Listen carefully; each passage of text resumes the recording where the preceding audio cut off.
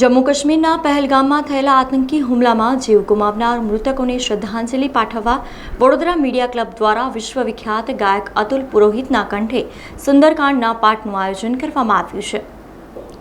Vadodara media club હંમેશા પોતાની સામાજિક જવાબદારી નિભાવતું આવ્યું છે, ત્યારે જમ્મુ કાશ્મીરના પહેલગામમાં થયેલા આતંકી હુમલામાં નિર્દોષ લોકોની નિર્મમ હત્યાને પગલે સહાનુભૂતિ વ્યક્ત કરવા તેમજ તમામ મૃતકોને શ્રદ્ધાંજલિ પાઠવવા વડોદરા મીડિયા ક્લબ દ્વારા વિશ્વવિખ્યાત ગાયક અતુલ પુરોહિતના કંઠે સુંદરકાંડના પાઠનું વિશેષ આયોજન કરવામાં આવ્યું છે, જે સંદર્ભમાં આજે સયાજીગંજ સ્થિત જીટો ભવન ખાતે મીડિયા ક્લબના પદાધિકારીઓ અને સભ્યોની એક વિશેષ બેઠકનું આયોજન કરવામાં આવ્યું હતું, જેમાં કાર્યક્રમની રૂપરેખા વિશે વિશેષ ચર્ચા કરવામાં આવી હતી।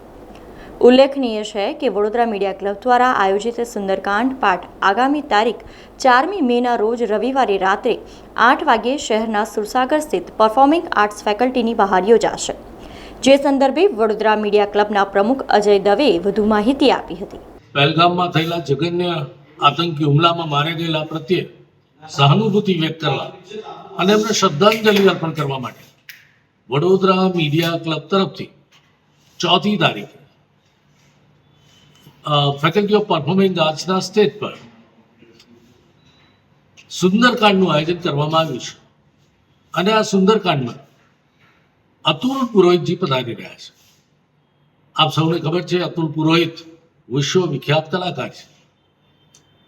વડોદરાના શિવનગરી વડોદરાના તમામ દેશભક્તોને શ્રદ્ધાંજલિના કાર્યક્રમમાં પધારવા વડોદરા મીડિયા ક્લબનું નિમંત્રણ છે।